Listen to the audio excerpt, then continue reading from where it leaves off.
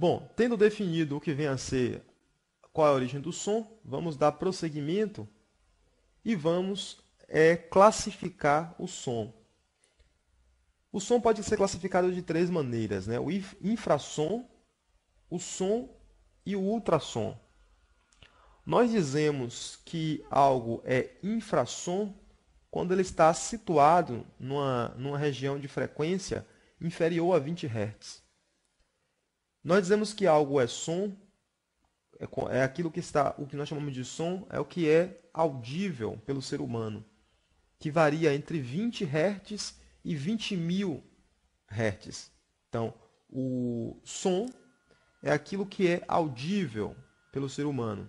E o que é audível varia entre um valor de 20 Hz até cerca de 20.000 Hz ou 20 kHz.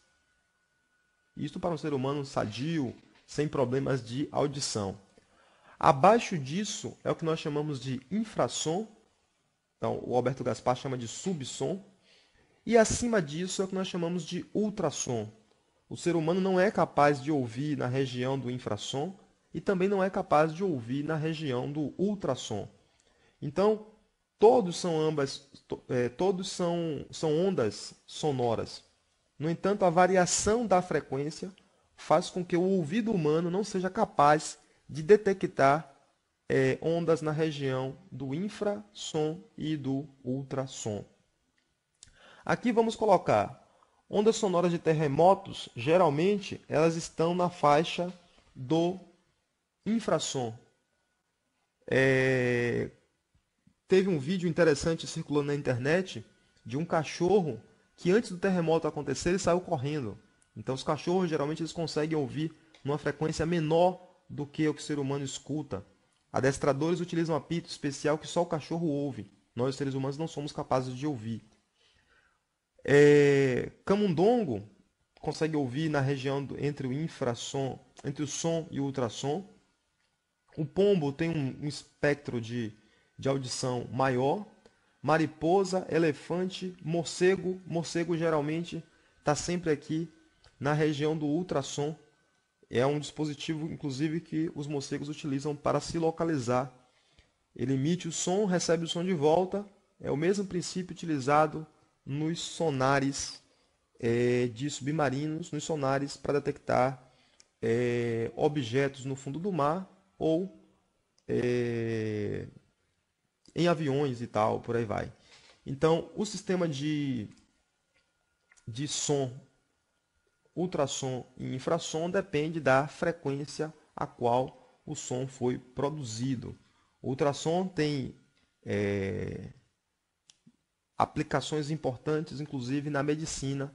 Nós discutimos isso na revisão para o vestibular, na primeira fase.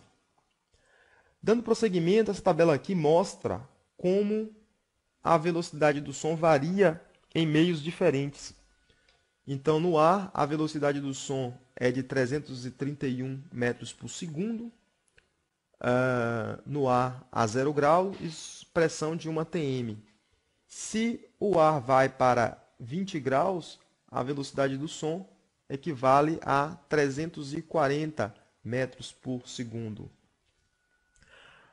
No hidrogênio, a velocidade do som é de 1.280 metros por segundo. Na água, 1.400. Então, observe que do ar para a água, a velocidade do som aumenta aqui cerca de 4 vezes. Na borracha, o som se propaga com velocidade de 54 metros por segundo. No alumínio, com 5.000 metros por segundo. Então, a velocidade do som varia quando você quando você muda de meio.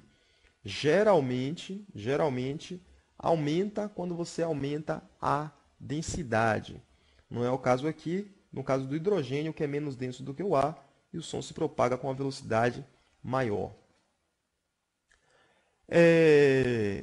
Aqui aparece uma figura do ouvido humano, não vou discutir isso aqui. E aqui aparece uma outra figura que é representando o nível de intensidade do que o ser humano é capaz de ouvir, aquilo que causa dor, aquilo que é confortável. Então aqui mostra uma relação entre nível de intensidade intensidade e a frequência da onda. Então, observe que o ser humano ele é capaz de ouvir entre o 20 e o 20.000 Hz, que é o limiar da audição. Mas, além de ter a frequência, é necessário ter também um certo nível de intensidade para que o ser humano escute. Ou seja, se você emite um som com frequência de 20 Hz, mas ele tem uma intensidade muito baixa, não é possível ouvir. Então, o ser humano só vai conseguir escutar quando o nível de intensidade passar de cerca de 100 decibéis para a frequência de 20 Hz.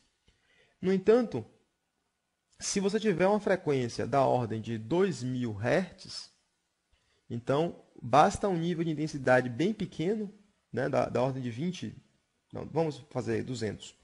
200 é a frequência emitida. Então, as frequências sonoras de cordas de instrumentos musicais, por exemplo. Com um nível de intensidade de 20 decibéis já é suficiente para você ouvir. Então, nesta figura daqui, ele acaba representando o nível de intensidade com a frequência, mostrando aquilo que seria a área do som, a região da fala, que está situada entre as frequências de 200 e 10.000 Hz, a região da música e o limiar da dor.